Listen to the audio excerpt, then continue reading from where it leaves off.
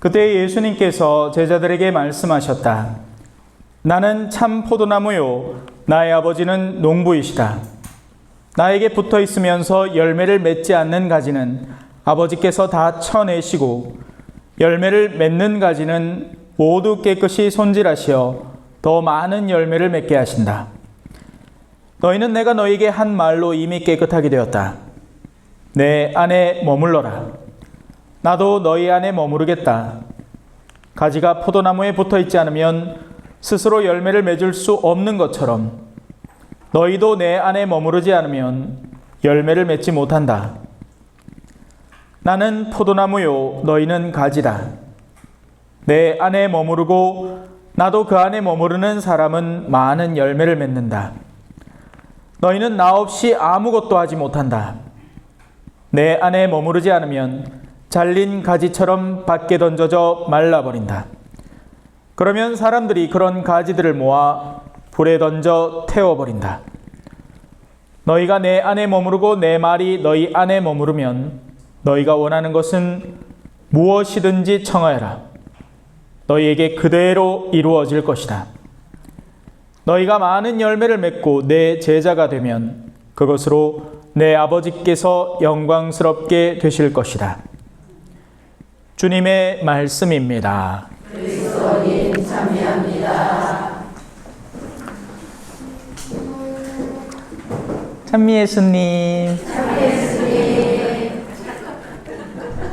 좋지요. 와, 이제 벌써 나를 사랑하게 됐습니까? 그냥 보이 좋나? 웃음이 실실 나오네. 자.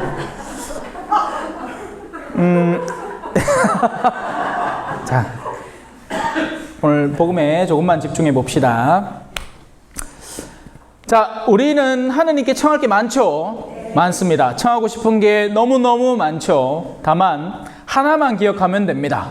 내가 하느님의 수액에서 수액을 받아서 이 청이 나오고 있는 건지 아닌지만 보면 이 청이 시간을 두고서라도 이루어질지 아닐지에 대한 식별을 할 수 있게 됩니다. 이게 무슨 말이냐? 그냥 뭐든지 다 이루어주겠다는 말이 절대 아닙니다. 앞서도 얘기했듯이 자기 배를 주인으로 삼아서 섬기는 이들의 욕구는 하느님은 안 들어줍니다. 그러면 그 욕구가 안 이루어지느냐? 어떤 때는 이루어집니다. 왜 이루어질까요? 더러운 영도 그걸 이루어줄 힘이 있기 때문에 그렇습니다. 이 점을 식별을 잘하지 않으면 엉뚱한 소리를 하고 있는 겁니다. 욕심을 잔뜩 냈습니다. 근데 욕심대로 뭐가 잭팟이 터졌습니다. 그래 놓고는 사람들 앞에 봐라, 내처럼 열심히 신앙생활을 하니까 하나님이 다 들어준다 아이가. 틀렸습니다. 하나님은 그의 원을 들어준 적이 없습니다. 왜? 그의 내면에 숨어있는 이기심과 허영심을 알고 있기 때문에 그렇죠. 자, 이제 모세에게 한번 다가가 볼까요? 모세는 이스라엘 백성이 한참 죄 짓고 있을 때 시나이 산에 올라가서 하느님의 율법을 받고 있었습니다. 하느님은 이들의 악행을 보고 있었습니다. 그래서 말리지 마라. 싹 쓸어버리겠다. 그때 모세가 나섭니다. 저를 봐서 용서해 주십시오. 그들의 악행이 그 순간에 사라진 게 아닙니다. 다만 모세가 이들의 구원을 바라면서 자기를 내어 바친 겁니다. 그러면 나를 통해서 앞으로 이들에게 끼쳐질 영향력 속에 당신의 뜻이 나를 통해서 그들에게 전달되어 그들이 구원받게 하도록 내가 나를 바칠 터이니 내 청을 들어주십사는 겁니다. 그들을 멸망시키지 말아달라.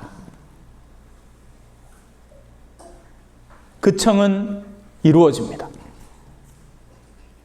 헷갈리죠? 지금 제가 하는 말의 이 미묘한 그 선들을 잘 낚아채기가 쉽지 않을 겁니다. 우리는 성경을 보면서 이런 구절들을 마치 식당에서 시작은 미약하나 끝은 장대하리라. 이 말 들으면 당장 뭐 생각합니까? 아, 적은 자본으로 시작해가 이 가게가 엄청 성공하겠구만. 잘못 생각하는 겁니다. 그러려고 만들어진 성경 구절도 아닐 뿐더러 그 욥기 안에 욥의 친구들이 하는 말들이 그런 신적인 의미를 깊이 내포하고 있기도 쉽지 않을 뿐더러 하느님의 말씀을 그렇게 쓰는 게 아니라는 겁니다. 여기도 마찬가지니 그 앞에 전제가 더 중요한 겁니다. 원하는 것은 무엇이든지 청하여라는 너무나 자연스러운 기결이고 그 앞에 조건들을 갖추어 놓으면 이게 절로 이루어진다는 겁니다. 그래서 앞을 주목해야 됩니다. 너희가 내 안에 머무르고 내 말이 너희 안에 머무르면 너희가 원하는 것은 무엇이든지 청하여라. 그건 내 의지에 부합되는 일이기 때문에 그러하다. 그래서 하나님을 진실로 믿는 이들의 능력치는 어마어마한 겁니다. 아주 사소한 것에서부터 아주 큰 일, 저 산도 옮기리가 다 가능해지는 거죠. 물론 산을 옮길 이유야 없지 않습니까? 우리가 산을 옮겨서 어쩌려고요? 산을 옮겨서 하느님의 이름의 영광이 커질 양이면 그 일도 가능해지겠지만 우리가 그냥 산을 옮겨서 무슨 그 말이 아니죠. 산과 같은 어떤 움직이지 않을 존재의 내면도 옮긴다는 이야기입니다. 그래서 여러분들이 좀 더 이해하기 쉬운 비유를 들자면 자녀들 중에 굉장히 고집세고 아니면 남편 아니면 친지 중에 이 사람은 씨알도 안 먹힐 것 같은 사람, 그런 이들이 바로 의지의 산을 형성하는 겁니다. 사실 산입니다. 왜? 그 수십 년 동안을 무신론적 영향력 속에서 하느님에 대한 반감 속에서 살아왔기 때문에 그걸 어떻게 옮긴단 말입니까? 그냥 봐도 감이 안 옵니다. 그러나 너희가 굳게 믿을 때 계기가 주어지는 겁니다. 정말 신기합니다. 그런 일들. 하느님은 한 사람의 전체를 다 읽어내시고 그 가운데에서 어떤 점의 필요를 알기 때문에 그 점을 하느님이 공략하는 순간 절대 안 무너질 것 같았던 예리고 성도 무너져 버리는 겁니다. 예를 들어 뭐 죽을 병을 선물한다든지 그죠? 그게 건강할 때 교만할 수 있지 약해지면 마음도 약해지거든요. 아니면 뭐 하여튼 그 사람이 정말 아끼던 뭔가를 망가지게 해서 그 사람으로 하여금 정신 차리게 하는 거죠. 그래서 여러분 믿는 마음으로 청하십시오. 다 이루어질 겁니다. 다만 언제 이루어질지는 아무도 몰라요. 이럴 때도 있어요. 할머니가 기도 열심히 하고 갑니다. 근데 할머니 아래의 자녀들은 무신론자들이에요. 근데 손주가 신부될 수도 있습니다. 그거 있잖아. 물론 뭐 그렇다고 해서 우리 부모님이 무신론자라는 얘기는 아니지만 제 신앙의 영향력은 할머니에게서 굉장히 많이 받았습니다. 대를 건너뛰면서도 일을 하시는 분이라고요. 그래서 나를 따르는 이들은 1000대 이르기까지 복을 받고 그러지 않은 이들은 3대 4대까지만 갚는다. 왜? 3대 4대는 그 한 세대, 그러니까 증조 할아버지가 마지막으로 영향을 끼칠 수 있는 영역이기 때문에 그가 저지른 악의 결과물이 남아서 영향을 주고 간다라는 얘기고, 하지만 하느님의 축복 속에 사는 이들은 1000대 이렇게 아브라함의 자녀들, 그죠?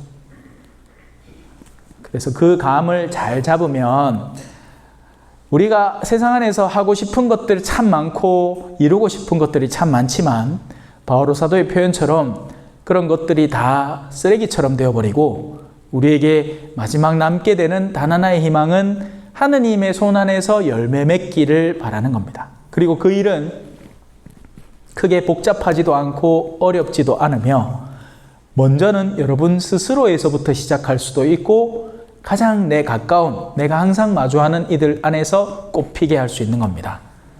모쪼록 그렇게 해서 열매 맺는 분들이 되었으면 좋겠어요. 잠시 묵상하시겠습니다.